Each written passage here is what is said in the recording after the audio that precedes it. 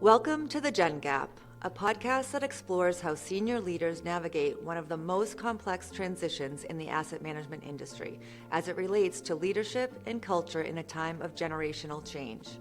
I'm your host, Maureen Fitzgerald. With over 25 years of experience, Chad has grown his firm to manage $3.8 billion in assets, establishing a reputation as a leader in sustainable investing. Beyond finance, he has structured public-private partnerships generating over $150 million for global cultural institutions and produced acclaimed environmental documentaries, including an Oscar-nominated IMAX film. His work exemplifies the intersection of strategic leadership and meaningful impact. Please join me in welcoming Chad Reynders.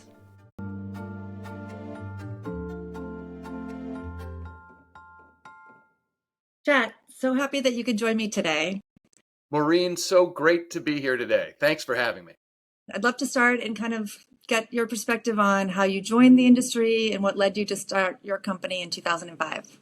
Sure. Well, I started in the industry in an unusual way. I left college, and at that time, it's when Drexel Burnham had blown up, and there were barbarians at the gate on Wall Street, and there was a lot of insider trading. And I was fascinated. I'd grown up in the shadow of Wall Street. My father was a broker. And I was really interested, but not at that time, and there were no jobs to be had. So I did what any normal person would do and went out to produce an IMAX film on whales.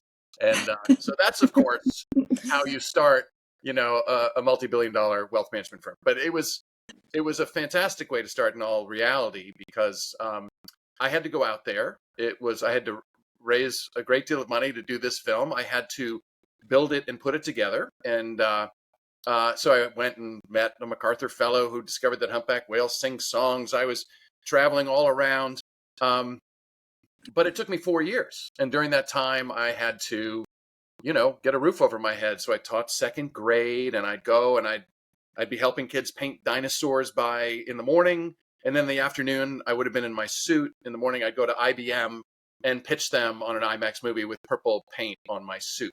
And at one point, I lived above a fireproof vault in a barn, and the vault contained the largest collection of humpback whale songs in the world. But I was living in a barn over a vault.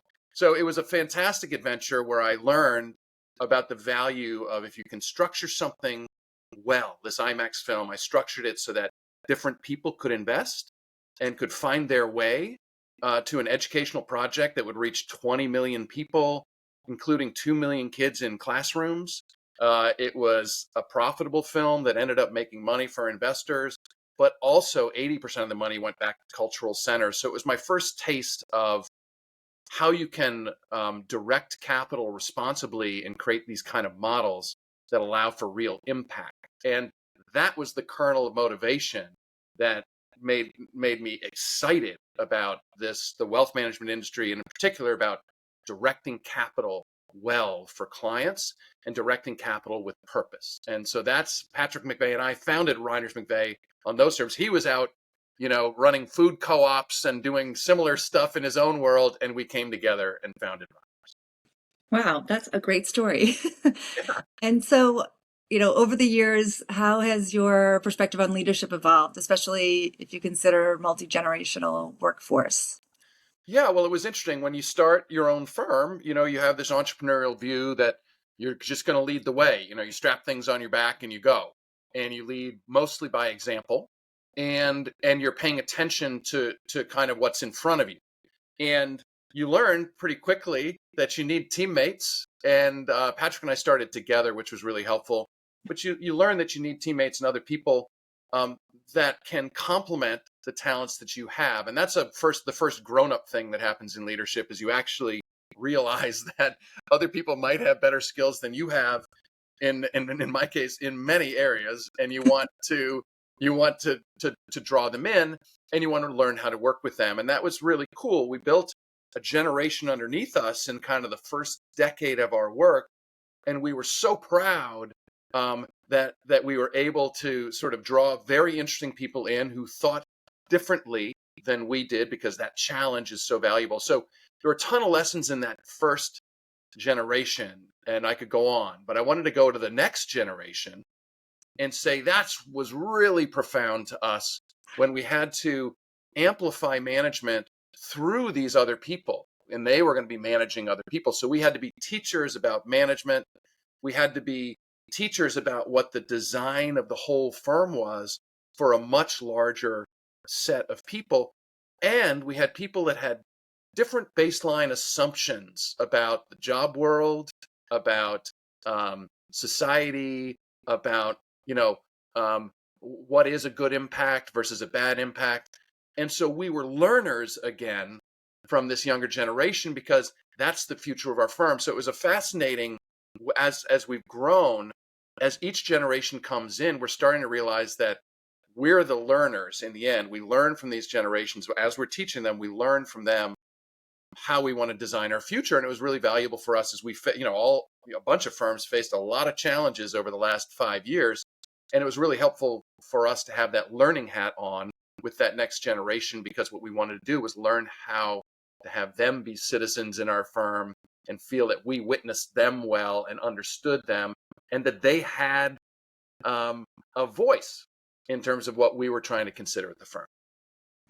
So as you think about that sort of teaching the managers to then sort of bring the mission down to the next generation, what were some of the things the next generation were looking for? What were some of the surprises? Well, I'll use the pandemic as an example. We everybody had to change their thinking through that time, and everybody had a different challenge set that they were going through. And we had this. Everybody was trying to figure out: are we going to be in the office 5 days a week? Are we going to be in the office 0 days a week? Are we going to? And so this was a huge challenge set for all of us as managers and all of us as a firm. And the challenges came because we all were trying to figure out how to make our homes feel safe and vital and great.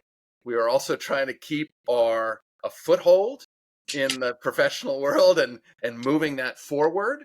And for a lot of younger people, that the idea of moving forward is so important now. And some of it was us being able to coach them and say, there are lots of ways you can learn. You don't have to be moving forward in a way that looks obvious to actually move forward in your career.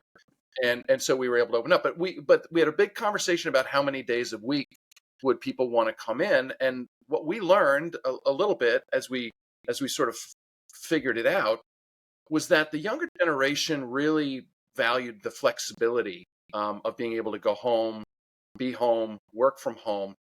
And they recognized how to be efficient working from home. They were just more natural at, the teams that came up, the Google Drives, and for them, it was a very comfortable transition, and their efficiency stayed very, very high. And for us as older, I was a guy that wore tassel loafers and a suit and walked, out on the train every morning for 5 days a week. I see the value. I mean, I really do see the value in coming into the office, and I think it's incredibly important. But I was way over on the when are we getting back to, quote, normal?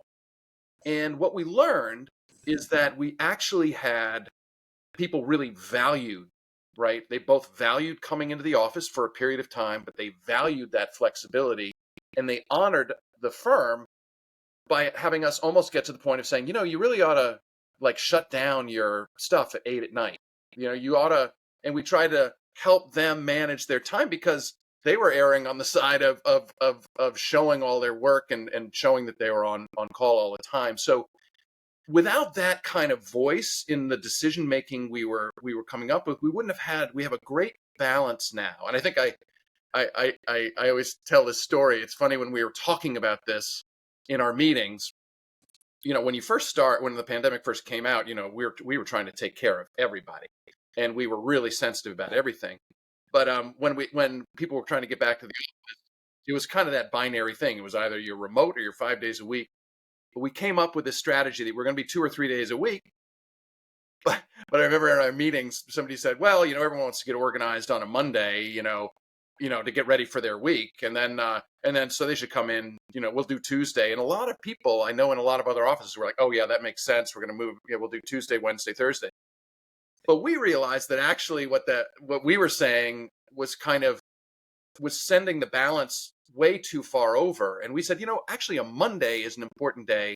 It's a great day to come into the office. It's a great day to have our research meeting in the morning, because Monday is a day of the week, and Monday is a day. You can set up before, but we got excited about that. So we actually do Thursday. We do Monday and Thursday, only 2 days a week, but everybody comes in on those days. And I think we've done a good job in the office with the balance so that they want to come.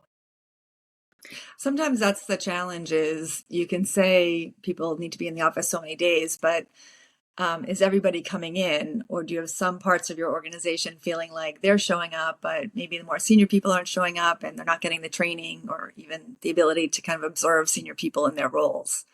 So Yeah. probably going with 2 days, but making sure everybody's there is a good option. Right. And so we have a couple of, you point out, you have to have a couple of strategies. I will admit that on those days of the week that we're not doing, the Tuesdays and Wednesdays, oftentimes a lot of us have meetings in Boston, or we have meetings and we'll come in.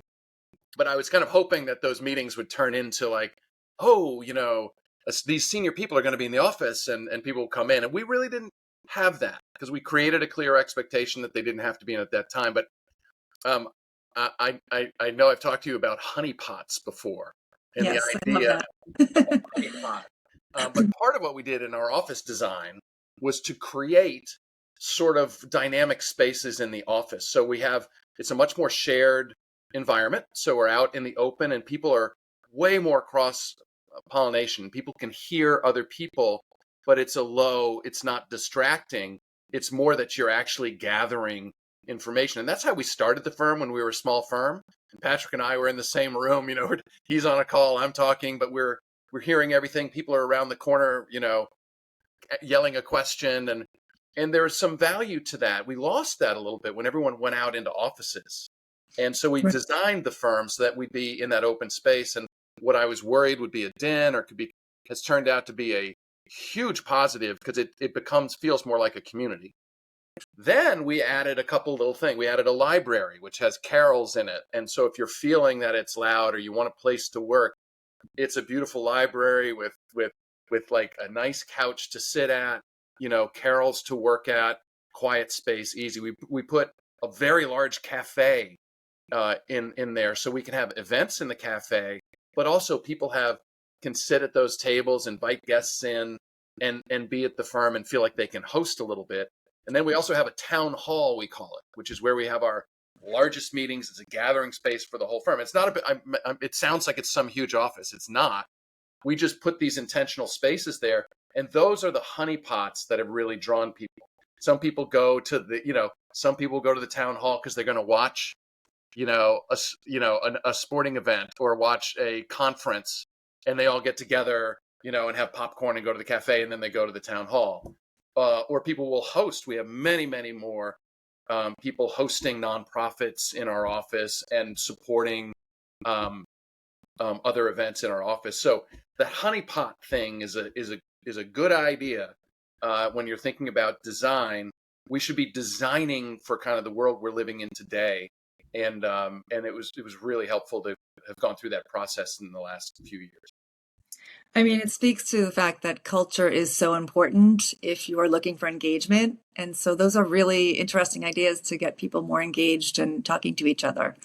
Yes. Do you have a more formal training? Because I think that's sometimes more difficult if there's, only 2 days in the office. Do you have like plans in place for the next generation as far as, how their career progression and what training is required or what they need to do to get to the next stage? Yes. So we've been around for 20 years now, and the career progression piece, I would say, was one of our weakest pieces when we first started. We had a very flat kind of organizational approach, and we've really improved on that recently. I'm really proud. And in fact, that came from the generation below us, hearing from the generation below them saying, we just kind of want to know what's next. And so I lean against it a little bit, I'll admit, Maureen, because I think the world is a little too like resume, job, LinkedIn, what's my next step? And it's got to be,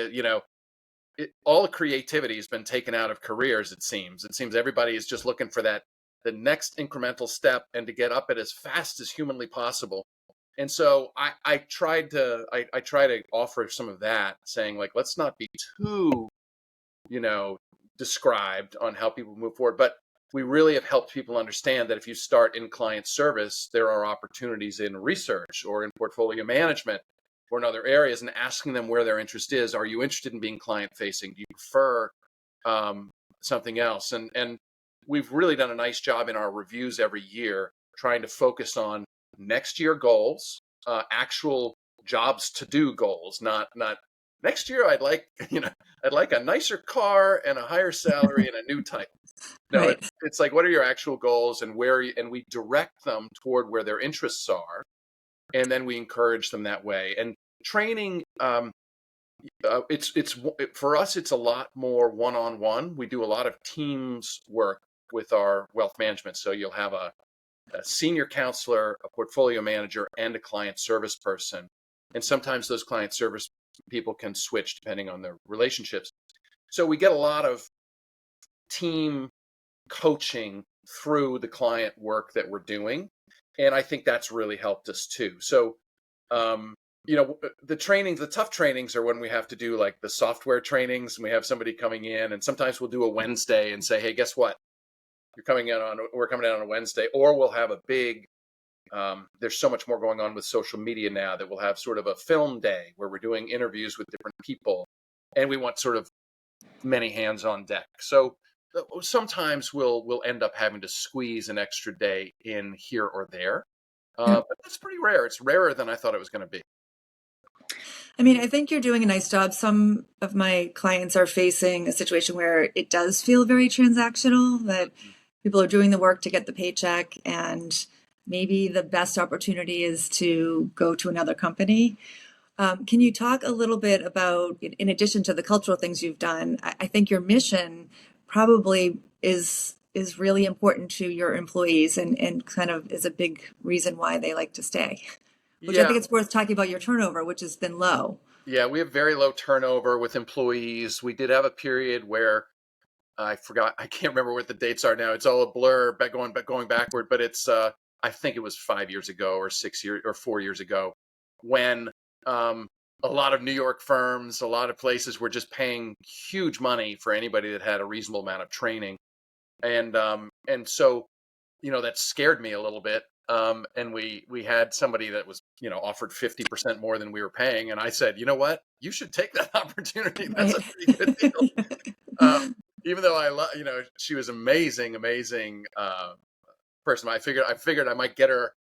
She might do that, and then I'll get her on the next round. Yeah, bring that experience.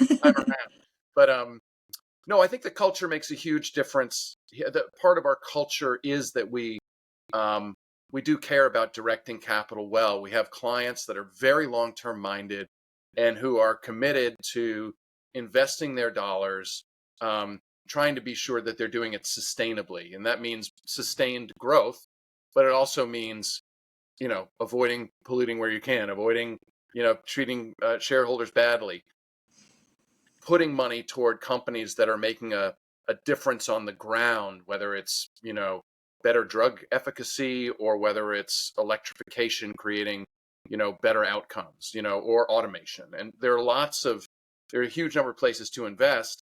The world doesn't see it correctly because Wall Street keeps messing up on this. When they did, when it was socially responsible investing back in the 70s and 80s, it was all they did was say, we're not going to invest in these companies, and what's left is supposed to be a portfolio.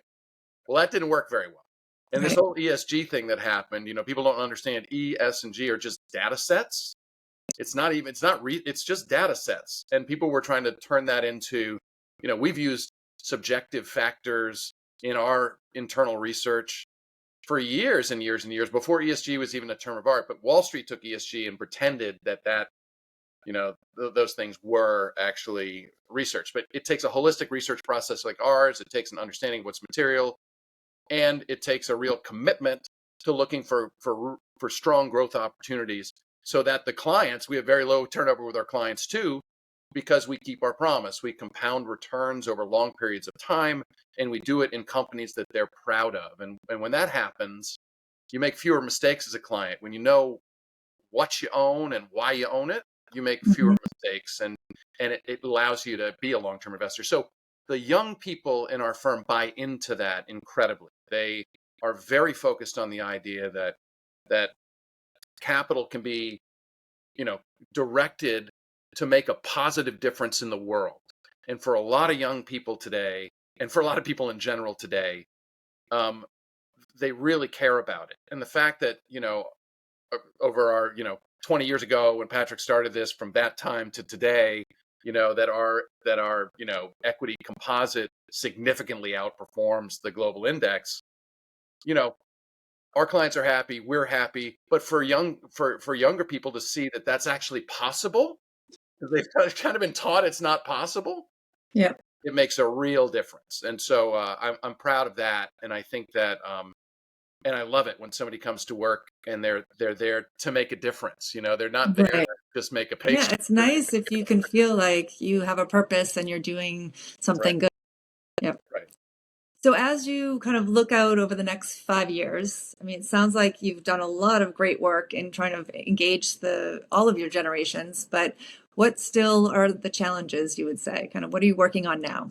Well, the work's not done. There's still great investments to be made in incredible innovations. I have to admit, it's sort of an embarrassment of riches that I get to look at the world every day to say, what are the opportunities that make a lot of sense for my clients in really strong businesses that can ride through all sorts of different scenarios. That's a pretty fun way to spend your day, and a pretty interesting way. But Patrick and I guess I would say that we still have.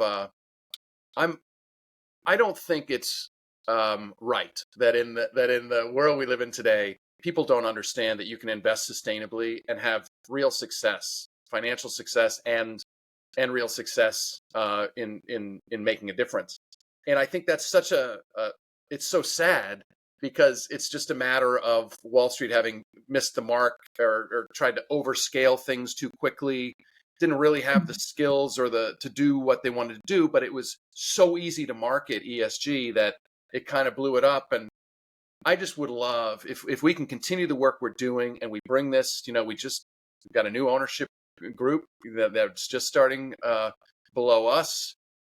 We bring other people into our company, and we sort of stand as a beacon. There are other firms that aspire as we aspire, and succeed at investing successfully in the sustainable world. But my job isn't done until I think people generally understand that you can have your cake and eat it too in this world. Yeah. And so I still have work to do. Okay. Final question. So as you think about your legacy and you think about what your employees would say about you, or what you hope that they would say about you, from getting employees engaged, culture, what you've created there, as far as a working environment, what are the things that you would hope that people would say about you? Well, I don't know. I don't know if it's you could probably give me advice on this. I don't know if it's a pure plus, but I think Patrick and I lead with kindness, and feel that that's just a critical core part of what we do. We're trying to make a difference. We're trying to do good things. We're trying to build people, but that you can't really do it if you don't really care, and you're not, and you don't treat the philosophy of like we want to be kind to everybody, and we want to take care of people. I think that's I wouldn't mind that being a piece of the legacy. I think everybody at my firm works really hard, and I think Patrick and I work very, very hard, but we have a hard time figuring out what the difference is between work and play in terms of what we do. Because you dig into a company, you get excited about it. It's really fascinating. So I would argue that my hope is that I inspire the interest and curiosity in the younger sets in our firm, and treat that as a legacy type piece. Because if you can be curious and interested, your work will never feel like work. And I think that's a very good thing. And then and last, I do feel that if we built this from scratch, and we have so many wonderful people, my hope for my legacy is that this just keeps going, and that the next generation that takes the baton pushes the ball even further. The next generation that takes the baton, takes how Patrick and I think about investing, and how you can problem solve through investing, and how you can lift the world through investing. and it'll move off of our vision for how the world needs to be lifted and changed, and it'll evolve, right, with the new generations to become a bigger, more profound impact. And to me, that would be great. That's very nice, actually. I think that's a great way to end our time today. I can't thank you enough for being here. It was such a pleasure talking to you. And I think you've inspired a lot of people to think about ways to consider honeypots and engaging their employee base. Well, Maureen, it's such a pleasure to be with you. And I always learn something, and really glad to have had the time today. Thanks so much. Thank you.